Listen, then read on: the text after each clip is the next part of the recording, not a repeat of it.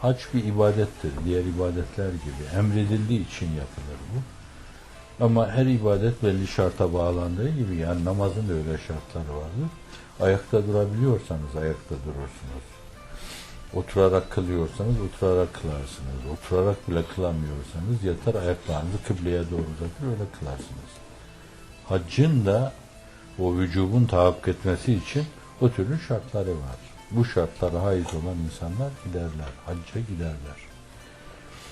Evet, onu Allah'ın bir emri olduğu için, Allah mabudu mutlak, maksudu bil istihkak, ibadet onun hakkı. Biraz evvelki mülahazalarla beraber müteala ettiğiniz zaman üzerimizde sağanak lütufları var. Öyle bir Rabbi Kerim'e karşı ibadette bulunmak bizim için bir vecibe, bu onun da hakkıdır. Daha sonra bize lütfedeceği şeyleri de bir yönüyle belki bundan dolayı lütfeder. Başka böyle beklentilere girmemek lazım.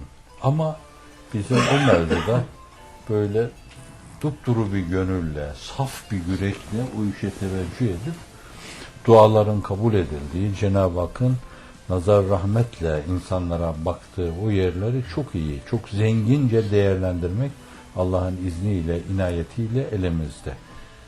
Şimdi Kabe'yi gördüğün zaman biniyorsun vasıtaya, giderken bir kere dolu dolu gitmek lazım yani. Nereye gittiğini bilmek lazım. Bir yönüyle yeryüzünde Sidretül Münteha'nın iz düşümüne gidiyorsun sen. Bir yönüyle Cenab-ı Hakk'ın teveccüh ettiği bir aleme gidiyorsun. İnsanlığın Allah'ı gösteren mihrabına yolculuk yapıyorsun. Bunu bilerek gitmek lazım. Hep o duyguyla, sinen onunla atarak oraya gitmek lazım. Bu arada bütün o emkineyi, mübarekeyi Cenab-ı Hakk'a yaklaşma, tazarru ve niyazlarını sunma orada. Ümmeti Muhammed'in ağzı olarak, ümmeti Muhammed'in kalbi olarak heyecan yaşayıp ve heyecanlarını dinlendirmekle geçirmek lazım. Bu emkinede bulunmak lazım. Kabe'yi ilk gördüğü zaman insanın duasını Allah kabul buyuruyor. İnsan kendisi için dua etmesi günah değildir.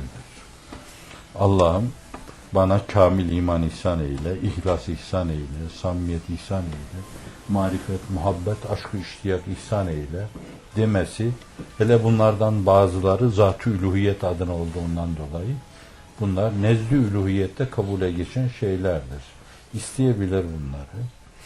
Kabe'de döneceğim geriye.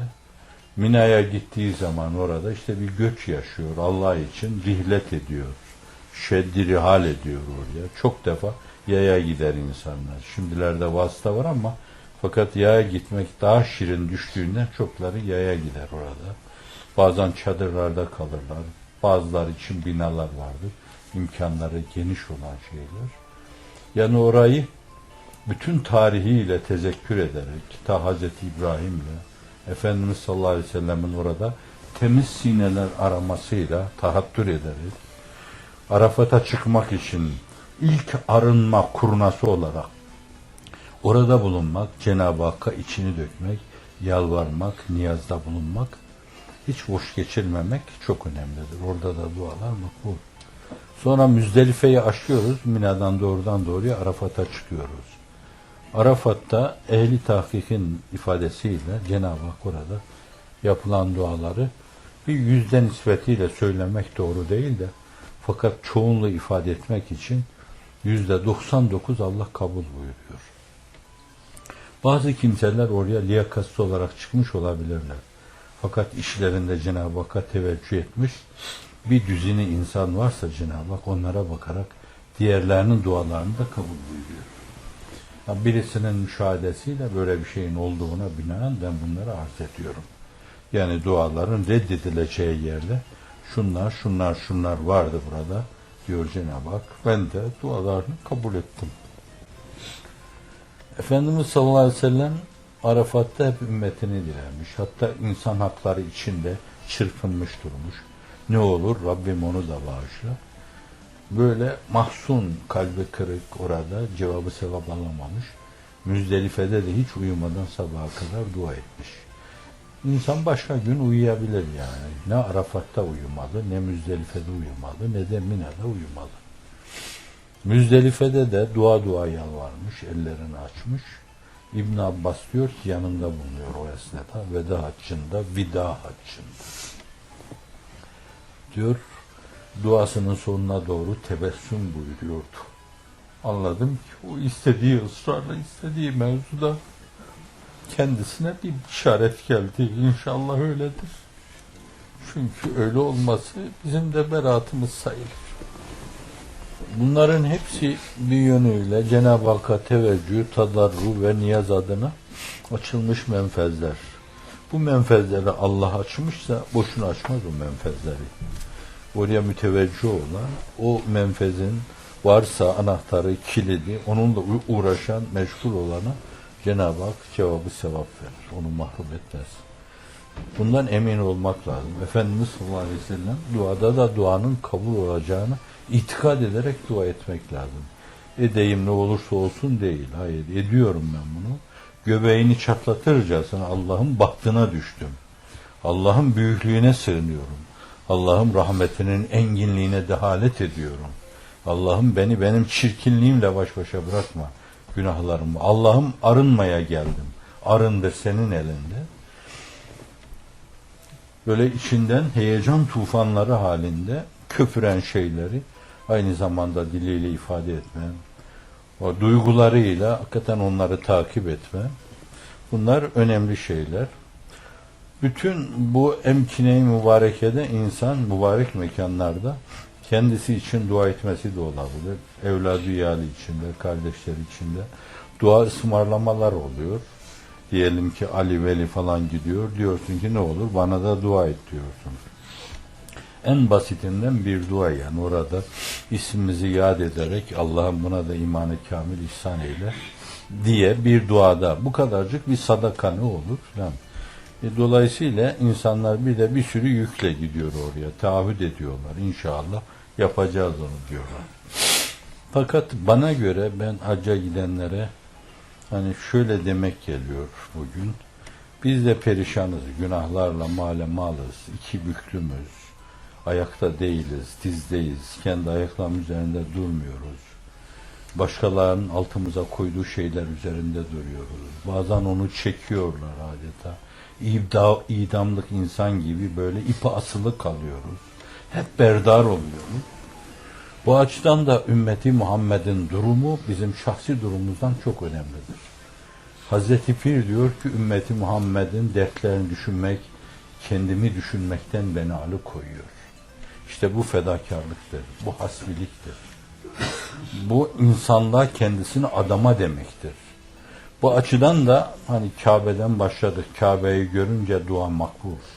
Allah kıtmire nasip etmişti ben. O gün belki 100-200 tane insan vardı bilebildiğim sizin arkadaşlar dairesinden. Hepsini yazıp serhattıma koymuştum buraya. Kabe'yi görünce orada cennet gibi gelmiştim. Hallaş, Haccar bu düşüncelerimi duyunca zannediyorum gözleri dolmuştu. Bu esnada bana cennete gir deselerdi girmezdim. Aynı şeyi Ravza-i Tahire'de diyecektim. Ama o sevgiliyle aramda benim birkaç adım vardı. Ben orada çıkardım. Kardeşlerimin adlarını söyleyerek dua ettim orada. Şimdi daha engince dünyanın değişik yerlerinde hep bir diriliş heyecanı yaşanıyor. Kabe'yi gördüğümde ellerimi açarım, yüreğimi çatlatırcasına Allah'ım ümmeti Muhammed'e selamet. Malum ebtalların duası. Allahümme erham ümmete Muhammedin. Allahümme afirli ümmeti Muhammedin. Allahümme erham ümmete Muhammedin. Allahümme afirli.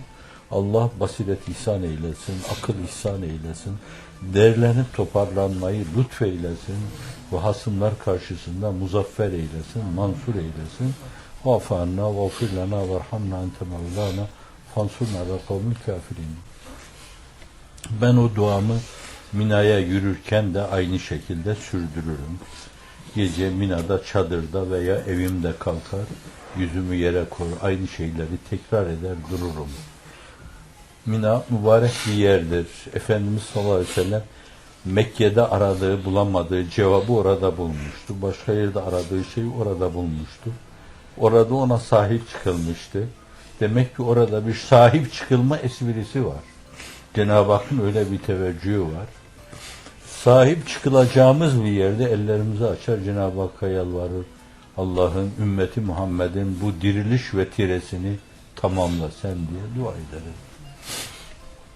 Kalkarım Mina'dan, Arafat'a çıkacağız ertesi gün orada. Arafat'a doğru yürürken çok önemli bir yere yürüyoruz. Kim bilir belki orası yeryüzünde ama Cenab-ı Hakk'a en yakın olan bir yerdir. Belki orada evli olmayan insanlar bile ciddi bir kurbet yaşıyorlardır. Orada Cenab-ı Hak Utufe-i Şahanesi adına fevkaladeden lütuflarda bulunuyordur. Bu açıdan oraya kadar hep ben içimi döker, Cenab-ı Hakk'a yalvarır, yine ümmeti Muhammed'i dilerim. Kendinin de dilesin insan bir kusur etmiş olmaz. Fakat ümmeti Muhammed'i dilemek. Arafat'ta yatmam, oturmam, bir şey yemem icabında. Bayılma mayılma gelirse ağzıma bir şey atarım ama orayı öğleden sonra ta akşam güneş batıncaya kadar o birkaç saat hep dua ile, yalvarma ile, yakarma ile geçiririm. Orada samimiyetimi, sadakatimi ortaya koymaya çalışırım. Görüyorsun ya Allah'ım yani. Ben hep ümmeti Muhammed'i düşünüyorum. Şu anda kendimi sildim. Üzerime bir çarpı koydum ben. Nazarımı ümmeti Muhammed'e tevcih ettim. Sadece onları düşünüyorum dersin. Orada. Denecek şeylerle alakalı işte dinin ilası gibi, dünyanın dört bir yanında sinelerin dini mübin İslam'a karşı inşirahı gibi şeyler olmanın yanı başında Allah'ım dinimize, diyanetimize düşman olanların ya hidayet eyle ya haklarından gel. Ya hidayet eyle. Türkiye'de de, Hindistan'da da, Pakistan'da da, Suriye'de de, Mısır'da da tiranları unutturacak kadar tiranlar var. Şimdi bunları da Allah'a havale etmek lazım. Allah Müslümanların belini doğrultmalarına imkan versin. Bu onları da iki büklüm etsin, haklarından gelsin. Şimdi bunlar dua adına doneler. Siz tasrih edebilirsiniz burayı. O eşrar zümrelerini tasrih edebilirsiniz. Dini, diyaneti duyduğu, gördüğü, yaşandığına şahit olduğu zaman çıldıran, hezeyana giren o keferevi fecereyi bazı yerlerde kafir, dinsiz, imansız, bazı yerlerde de münafık İslam ülkelerinde.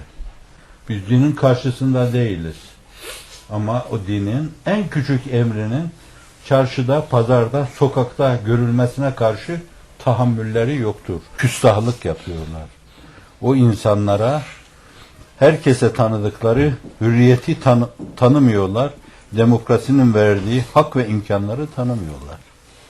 Bu açıdan da o türlü o emkine-i mübarekeyi bence ümmeti Muhammed'i nazara alarak onun geleceği adına bu türlü dualarla hep değerlendirmeye çalışırım şahsen. Toplarım başıma, duruma göre, seviyeye göre, o insanların seviyelerine göre orada ne denecekse onu derim. Rabbime yalvarırım, akşama kadar yalvarırım. Allah emrettiği için onu yapmak lazım. Allah'a yakınlığa vesile olması için onu yapmak lazım. Orada farz, vacip, sünnet, müstahap, adab, Efendimiz sallallahu aleyhi ve sellemin adeti seniyeleri, Abdullah İbni Ömer'in uyması gibi hani bir yerde şeyini bile, ıtrahatını bile yok öyle bir derdi onun. Fakat Efendimiz orada oturdu. Abdestini tazelediği, yenilediği için diyor burada böyle yaptı diyor. Çünkü Efendimiz sallallahu aleyhi ve sellemin adeti seniyelerine ittiba niyetiyle bir insan onun yaptıklarını yaparsa adeti ibadete çevrilmiş olur. Hep ibadet yapar orada. Elden geldiğince kalp temiz böyle, hep duru, hep Allah'a müteveccih olmalı. Hep orada din konuşmalı, din düşünmeli, dini yaşamalı. Hep ümmeti Muhammed'in saadet ve selameti uhreviyesi adına yalvarıp yakarmalı. Yani Allah için işlemeli, Allah için başlamalı, Allah için oturmalı, Allah için kalkmalı, Allah için Kabe'ye yürümeli, Allah için Kabe karşısında el açmalı, Allah için ne yapmalı? Mültezime yüzünü koymalı, sürmeli. Efendimiz sallallahu aleyhi ve sellem işte burada gözyaşı dökülür. Allah için Hacer-ül Esved'i istilam etmeli veya öpmeli. Allah için Mina'ya gitmeli, Allah için Arafat'a çıkmalı, Allah için Müzdelife'ye inmeli. Allah için, Allah için, Allah için saniyelerin içine seneleri sığdırmaya çalışmalı. Allah'ın izni inayetiyle. Herkese sözümüzü geçiremez, herkese derdimizi anlatamayız. Bir de herkes sizinle aynı duygu, aynı düşünceyi paylaşmadığından dolayı, dinin önemini kavrayamadıklarından dolayı, onlara bu mevzuda hassasiyetinizi kabul ettirmede biraz zorlanırsınız. Fakat bildiğiniz bir çevre vardır. Yani Türkiye'den giden 200 bin insan varsa bunlardan 100 tanesiyle, 200 tanesiyle bile bir araya gelebiliyor.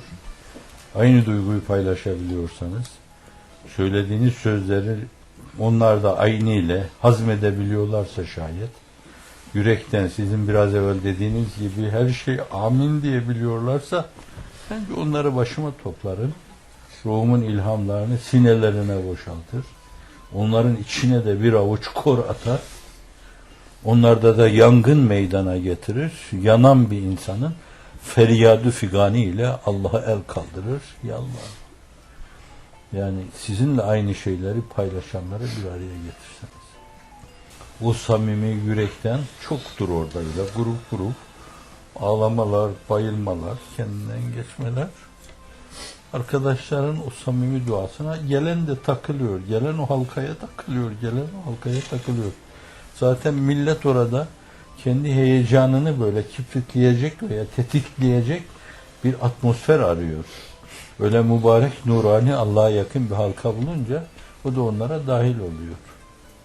Yine keza Arafat'tan Müzdelife'ye inerken işte akşamüstü arkadaşlar şu itrin havasında Allahu Ekber, Allahu Ekber, La ilahe illallah, Allahu Ekber, Allahu Ekber ve lillahi'l hamd okuyorlar. Beste de çok latif yani. Tekvir inliyor orası. Böyle kol kola girmiş inliyorlar. İşte İranlı, Turanlı, Zenci, Beyaz hepsi böyle geliyor. Yanınızdan geçerken o güzel havayı, o tatlı musikiyi duyunca, o tekvirlerin sadasına şahit olunca hemen ağırlıyor, kendisini frenliyor. O da sizin halkaya dahil oluyor, aynı şeyleri söylüyor. İşte onu yapabilmek, yani elden geldiğince herkese o gayeyi hayaliniz, o mefkureniz istikametinde bir şeyler söyleme veya söylediklerinize amin dedirtme. Bir kere Efendimizle alakalı, Ravza-i Tahire ile alakalı, Kabe ile de alakalı bazı şeyler okuyarak o mevzuda, o büyüklerin, o evliyanın, asfiyanın, ebrarın böyle yüreklerimizde heyecan meydana getirecek şeyleri, heyecanlarımızı tetikleyecek şeyleri okuyarak öyle gitmek çok önemlidir yani. Bu zaman Erzurumların tabiriyle orada ağlamak değil, uğunursun. Kendinden geçersin. Bir diğer mesele de orada laubaliye vesile olabilecek ortamlardan kaçınmak lazım. Füzuli şeylerle iştigal eden insanlarla bulunmamak lazım. Elden geldiğince. Bir de ikide ben insanlarla beraber olmamaya çalıştım. Sadece duada yani. Uzak durdum, beni bulamasınlar. Çünkü sorar nasılsın, iyi misin, hastalığın nasıl falan, bu türlü füzuli şeylerle. Öyle yapacağıma orada esasen insanların gönüllerini yumuşayıp gözlerinin ceyhun olduğu yerler vardır. Onu kollarım. Mesela muvacehede parmaklıklara yapışmış adam yüreğimi deldi benim. Orada ya Resulallah diyor, günlerden beri buradayım. Sesini alamadım. Şimdi Kabe'ye gideceğim. Bana sorarlarsa ne getirdin, ne diyeyim ben? Öyle şeyler söylüyorlar ki bakıyorsun Akif de buna şahit olmuş bu arada. Sudanlı, Seylanlı. Aynen öyle. Biz orada Ravza-i Tahire'de dua ediyoruz, hiç unutmam. Arkadaşlarla beraber kalabalık 5-10 tane insan. Ben yineli yakar gözyaşlarım baktı. Yanımda oldukça gösterişli böyle kameti bağla birisi geldi sağ taraf. Durdu. Ben ağladığımı görünce Mendille çıkardı, yüzümde gözümde ne var saldı. Sonra yüzüne gözüne sıktı. Bence kalbimizde heyecan uyaracak bu emkineyi mübareki onları kollamak bir fırsattır. Bir daha nasip olur mu olmaz mı deyip bunu çok iyi, rantable değerlendirmek lazım. Sorunuz da var. Rantable. Kusura bakmayın, daha bir şey diyemeyeceğim.